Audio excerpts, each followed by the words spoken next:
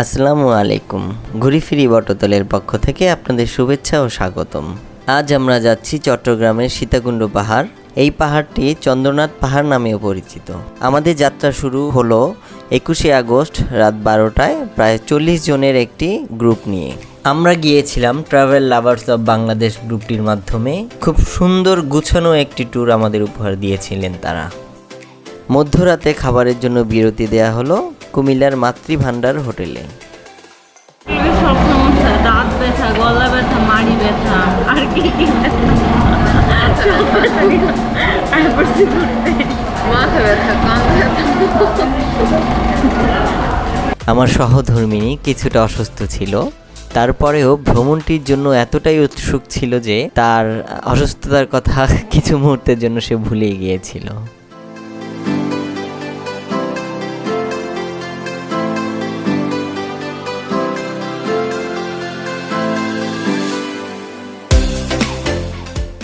বাস থেকে আমাদের নামতে হয়েছে সীতাকুণ্ড নামার বাজার এরিয়াতে।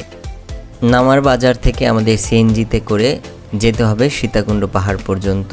একটা সময় নিজস্ব পরিবহন নিয়েই পুরোটা পথ যাওয়া যেত, কিন্তু স্থানীয়রা এখন নিয়ম করেছে তাদের সিএনজিতেই করে এইটুকু পথ পাড়ি দিতে হবে। সিএনজিতে করে যেতে হলে জনপ্রতি 20 টাকা করে দিতে হবে।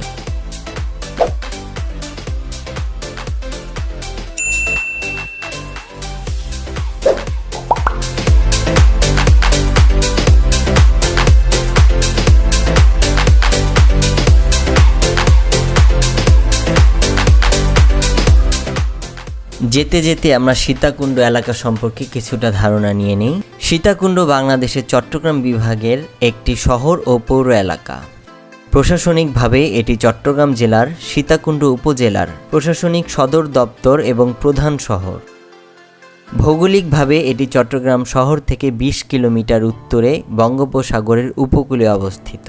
সীতাকুণ্ড শহর চট্টগ্রাম মহানগর এলাকার অন্তর্ভুক্ত। এর আয়তন 27.97 বর্গ কিলোমিটার এবং জনসংখ্যা প্রায় 45,147 জন। জাহাজ ভাঙন শিল্পসহ এখানে অনেক ছোট বড় শিল্প প্রতিষ্ঠান রয়েছে, যার কারণে এটি চট্টগ্রামের শিল্পাঞ্চল নামে পরিচিত লাভ করেছে। বাংলাদেশের প্রথম eco park Sitakunda botanical garden ও ইকো পার্ক। চন্দ্রনাথ মন্দির, গুলিয়াখালী সমুদ্র সৈকত সহ এখানে অনেক পর্যটন কেন্দ্র রয়েছে। সিএনজি থেকে নেমে আমরা বাসের তৈরি লাঠি নেওয়ার জন্য ব্যস্ত হয়ে পড়ি। লাঠিগুলো যদি আপনারা কিনে নিতে চান সেক্ষেত্রে 30 টাকা দিতে হবে, আর যদি ভাড়া নিতে চান তাহলে প্রতিটি 10 টাকা করে।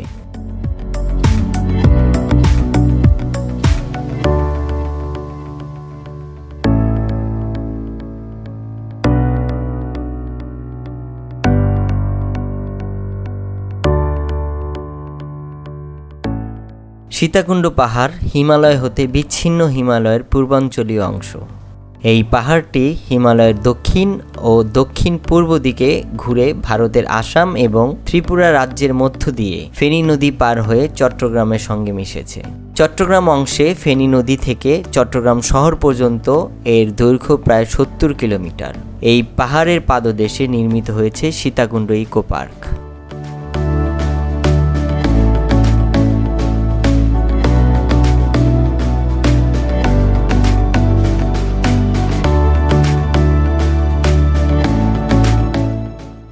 চন্দ্রনাথ পাহাড়টি 1020 ফুট অথবা 310 মিটার উঁচু এবং চট্টগ্রাম জেলার সর্বোচ্চ স্থান।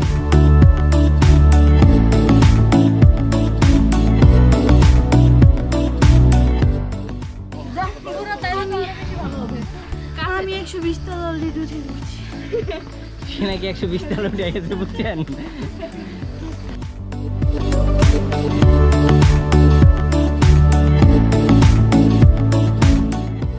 হিন্দু গ্রন্থসমূহ অনুসারে বাংলাদেশের সীতাকুণ্ডের নিকটে চন্দ্রনাথ পাহাড়ের উপরে অবস্থিত চন্দ্রনাথ মন্দির অন্যতম বিখ্যাত শক্তিপীঠ। সীতাকুণ্ড অপরূপ প্রাকৃতিক সৌন্দর্যের লীলাভূমি। এই এলাকাকে হিন্দুদের বড় তীর্থস্থান বলাই ভালো। এখানের সর্বোচ্চ পাহাড় চূড়ায় অবস্থিত চন্দ্রনাথ মন্দির হিন্দু গ্রন্থসমূহ অনুসারে এখানে সতীদেবীর দক্ষিণ হস্তার্ধ পতিত হয়েছিল। সীতাকুণ্ডের চন্দ্রনাথ মন্দির তীর্থযাত্রীদের জন্য এক পবিত্র স্থান। এর পুরনো নাম ছিল সীতাকুণ্ড মন্দির।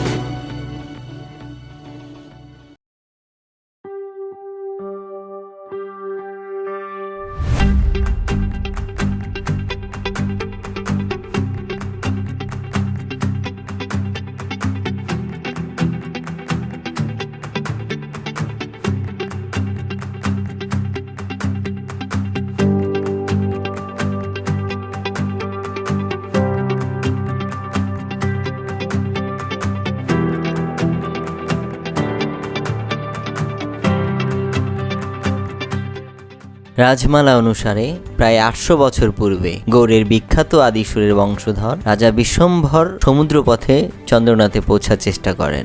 ত্রিপুরার শাসক ধনমাণিক্য এই মন্দির থেকে শিবের মূর্তি তার রাজ্যে সরিয়ে নেওয়ার অপচেষ্টা করে ব্যর্থ হন। বিভিন্ন তথ্য অনুসারে এখানের ইতিহাস সম্পর্কে নানা ধরনের তথ্য জানা যায়। প্রাচীন নব্যপ্রস্তর যুগে সীতাকুণ্ডে মানুষের বসবাস শুরু হয় বলে ধারণা করা হয়।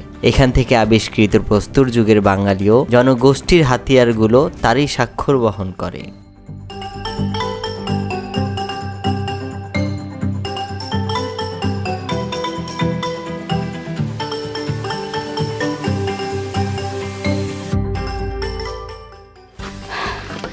আমি বলতে যেতেছি যে এই বেটা চন্দ্রনাথ যদি 2-3 তলা নিচে মন্দিরটা বানাইতো তাহলে আমার জানটা বেঁচে যেত।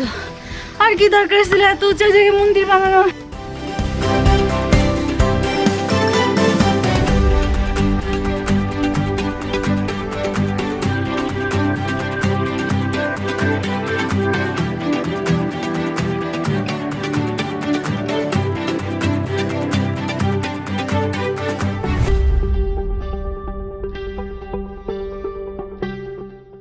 শহর থেকে দূরের কোলাহলমুক্ত নির্জনতা, চারিদিকে সবুজ গাছপালা, মাঝে মাঝে পশু পাখি ডাক আর শীতল বাতাস, এই রোমাঞ্চকর অনুভূতি আপনাকে দেবে এক পাহাড় সম মানসিক প্রশান্তি।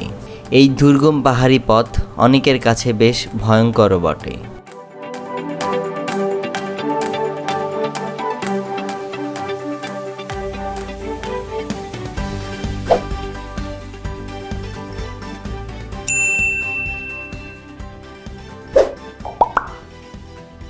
যে পাহাড়ের চূড়ায় চড়তে যাচ্ছি সেখানে 2টি শিব মন্দিরও আছে। প্রথম দিকে তেমন কষ্ট না হলেও 300 ফুট থেকে আপনাকে উঠতে হবে খাড়া পাহাড় বেয়ে। কখনো বা চলতে হবে এক পাশে পাহাড়ের গা ঘেঁষে, অন্য পাশে খাদ নিয়ে। একবার পা ফসকালেই পড়তে হবে 200 থেকে 300 ফুট নিচে। কোনো জায়গায় পথটা এতটাই সরু যে 2জন মানুষ একসঙ্গে ওঠানামা করা প্রায় অসম্ভব। প্রচণ্ড বৃষ্টি হওয়ার ফলে পথ এতটাই পিচ্ছিল হয়েছিল যে মাঝে মাঝে পা ফেলে পথ চলাটাই মুশকিল হয়ে দাঁড়িয়েছিল।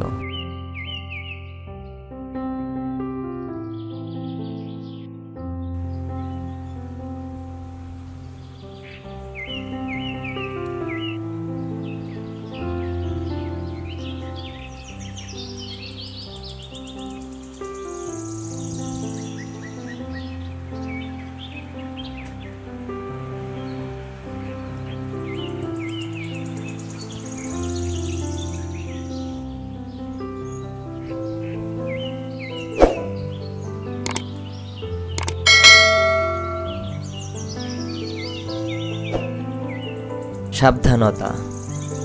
পাহাড়ে ওঠার সময় অবশ্যই বাঁশের কঞ্চি নিয়ে উঠবেন। ভারী কোনো জিনিসপত্র নিয়ে পাহাড়ে উঠবেন না। অনেকটা পথ উপরে ওঠার পর পুরো শরীর কাঁপতে শুরু করবে, তাই ধীরে ধীরে উঠুন, তাড়াহুড়া করবেন না। বর্ষায় কিংবা বৃষ্টির পর এই পাহাড়ে না ওঠাই ভালো।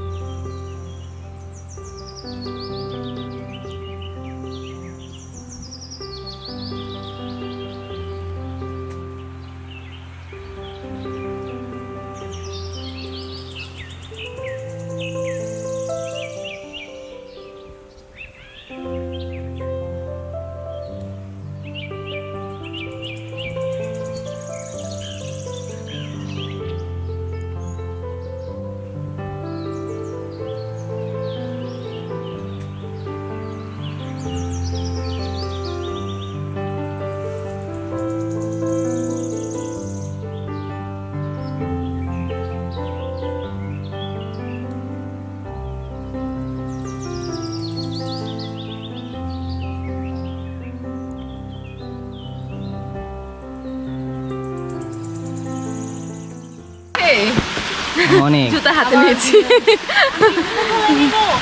সবাই তো মুখ টুক ধুইলেন, আমাদের তো সুযোগ নাই তুমি ধোয়ার। ধুয়ে আসো। আপনি মুখ দিবে না? আগাও। আসলে জুতাগুলো একটু ধুয়ে নিও। অনেক কালো হয়ে গেছে। জুতাগুলো রেখে দাও।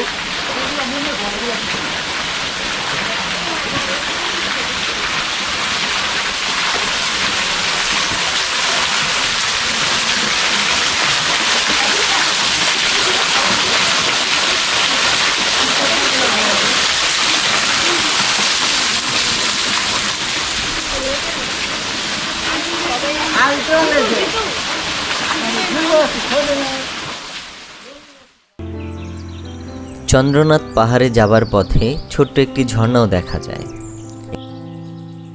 এই স্থান থেকেই পাহাড়ে ওঠার পথ দুভাগে বিভক্ত হয়ে গেছে।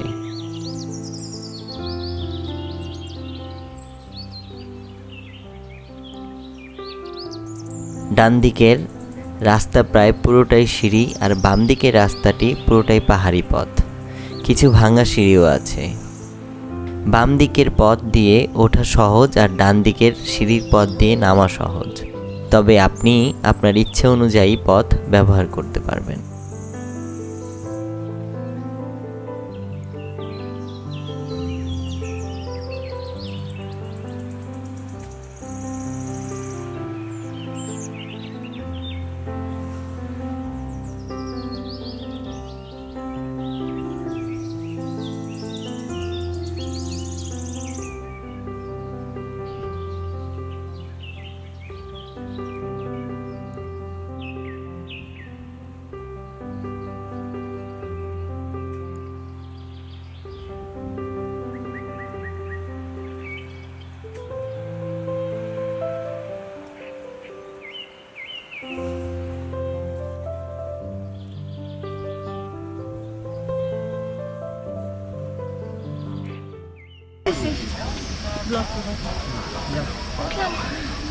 বাবারে বাবা,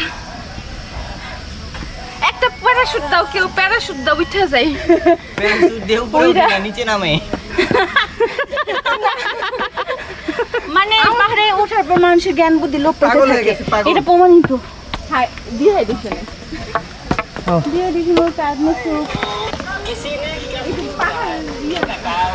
ধন্যবাদ।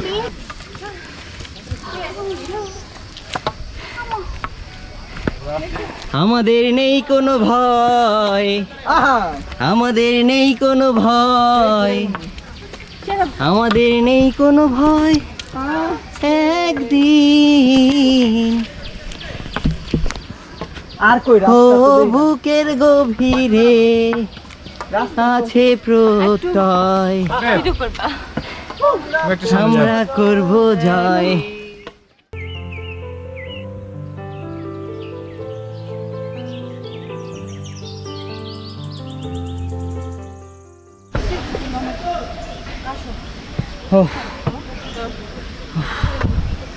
যদি অনেক কষ্ট হচ্ছে উপরে উঠতে, তারপরেও সেটা এক অন্যরকম আনন্দের অনুভূতি, যা আর কি ভাষায় প্রকাশ করার মতো নয়। জানি না কত দূর উঠেছি, তবে বোঝা যাচ্ছে এখনো অনেক উপরেই আছি।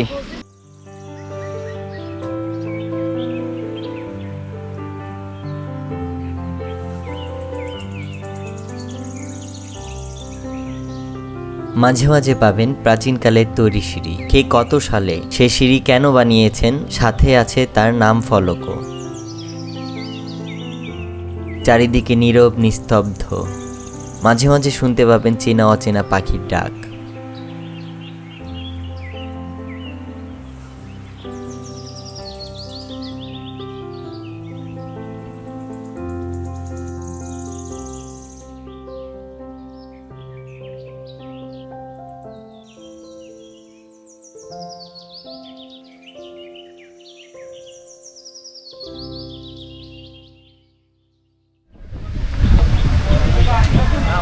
এত সুন্দর বাতাস ভাই, এত ভালো লাগতেছে। এখন ঠিক আছে, ওইটুকুই কষ্ট হয়েছে আসলে। আপনাকে অনেক ধন্যবাদ আল্লাহকে, আপনাদের কষ্ট বুঝে একদম ঠান্ডা বাতাস। বৃষ্টি নাই, তোমার মনে করে কি সুন্দর বৃষ্টি। হ্যাঁ, বৃষ্টি নাই, আবার এত ঠান্ডা বাতাস,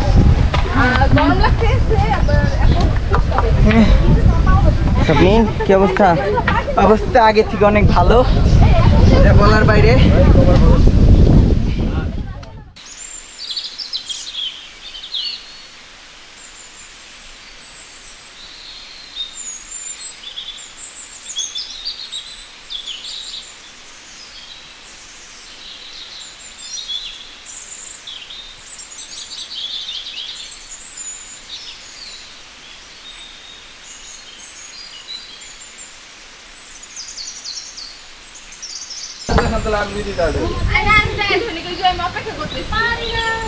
এগুলো বিষয় না। কি সারা রাত ধরে উঠছে আপু? আহমেদের কথা বলতেছে আমাকে মনে পড়ছে তার গান কিছু বলেন এবার।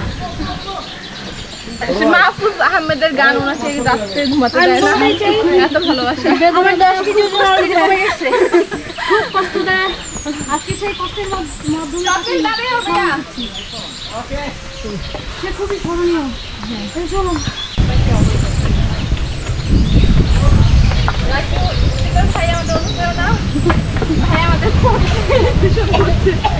আমরা তার অনুসারে চলছি। আমাদের গাইড হিসেবে কাজ করছে ভাইয়া। কোন হারাম দাদারা এই কাজ করছে?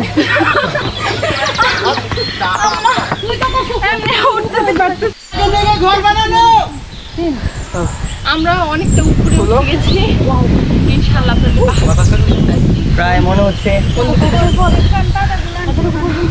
800 থেকে 900 ফিট উপরে।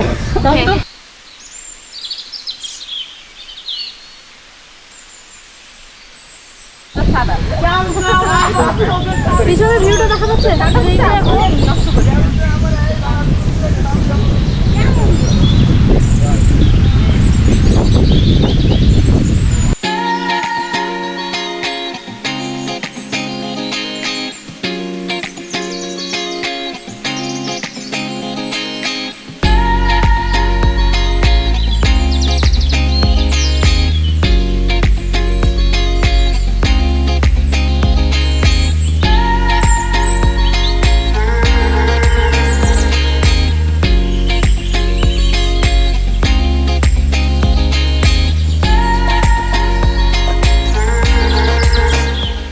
বর্ষাকালে বৃষ্টিতে ধুয়ে গাছের পাতা যখন পরিষ্কার সতেজ হয়ে যায় তখন দেখতে খুবই সুন্দর লাগে।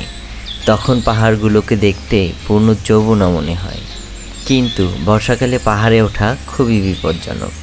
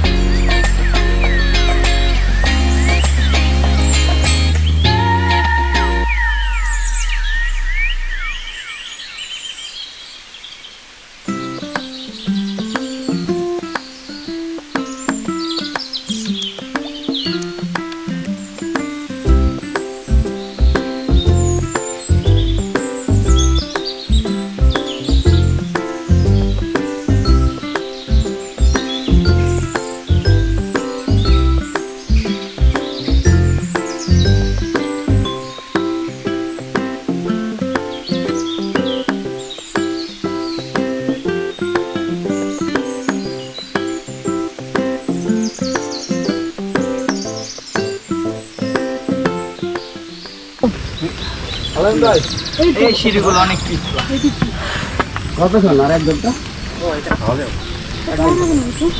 গাড়িতে সবচেয়ে বড় চোর বুঝছেন, যারা আমি যতবার আসি এর আগে কমলা পারছি, এতগুলা কমলা নিয়ে গেছি জায়গা থেকে।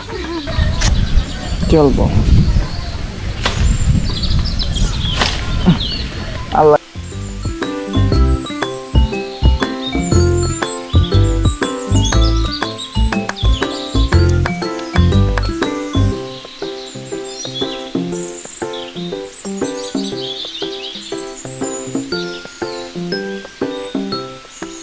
মোটা আছে তারা দড়িদার নামবো, আর আরেক দড়িদার যারা চিকন আছে তারা উঠবো।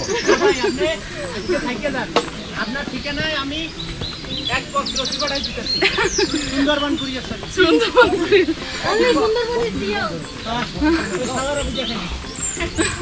আমি তো চিন্তা করতেছি আপনাকে নিয়ে ধরা বা সফর ধরা যাইতাম, তাইলে মনে হয় ধন্যবাদ ভাই। কতক্ষণ হয়েছে আপনারা আসছেন? আপনাদের জন্য অপেক্ষা করতেছিলাম। আচ্ছা ধন্যবাদ। ভাইয়া আমাদের পথ কোনটা? ডান পাশে দুইটা হয়ে আছে। এদিকে গুহা আছে একটা, মন্দির আছে। আমার বউকে বলেছিলাম যে তুমি যদি চন্দ্রনাথ মন্দির পর্যন্ত উঠতে পারো, চন্দ্রনাথ পাহাড় বেয়ে, তাহলে তোমাকে কাচ্চি খাওয়াবো তাও সারা বছর। সারা বছর। সে আমাকে উঠে দেখিয়ে দিয়েছে। এখন খাওয়া হবে সারা বছর। প্রতি বছর এই মন্দিরে শিবরাত্রি তথা শিবচতুর্দশী তিথিতে বিশেষ পূজা হয়। এই পূজাকে কেন্দ্র করে সীতাকুণ্ডের বিশাল মেলা হয়। সীতাকুণ্ড চন্দ্রনাথ পাহাড় এলাকায় বসবাসকারী হিন্দু ধর্মাবলম্বীরা প্রতি বছর বাংলা ফাল্গুন মাসে, ইংরাজি ফেব্রুয়ারি মার্চ মাস বড় ধরনের একটি মেলার আয়োজন করে থাকেন, যেটি শিবচতুর্দশী মেলা নামে পরিচিত।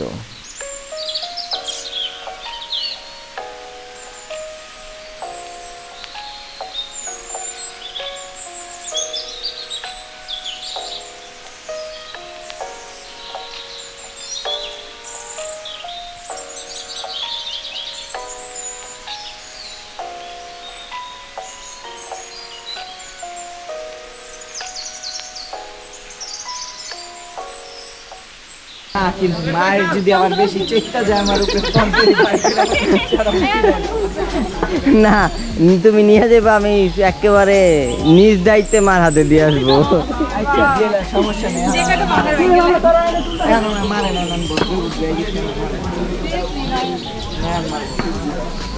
পাহাড় থেকে নিচে নামার সময় আপনি মুগ্ধ হবেন। চন্দ্রনাথ মন্দির থেকে নামার রাস্তার সিঁড়ির ধাপগুলো অনেক বড় বড়।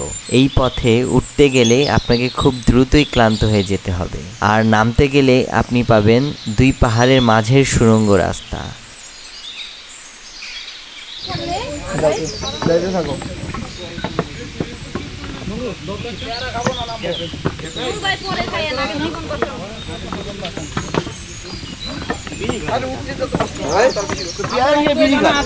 তুমি তো প্যারের বাইরে দিয়ে বেরিয়ে লইছি।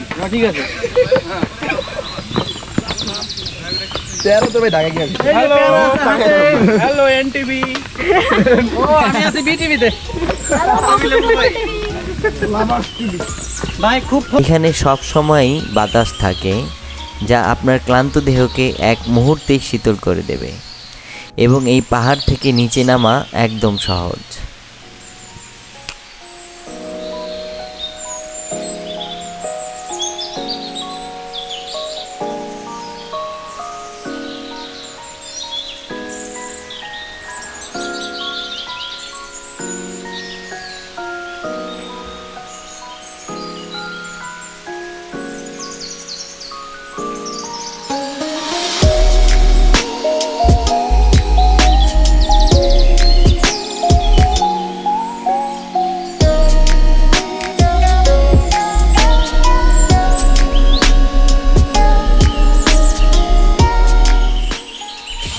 দুর্গম পাহাড়ি পথ পাড়ি দিচ্ছি আমরা, মানে আপনাদের বুঝাতে পারবো না কতটা পিচ্ছিল এই পথটি। পিছনে এক বড় ভাই আছেন, ছোট ভাই ছোট ভাই, একই কথা। আমরা তুমি নিচে দেখো।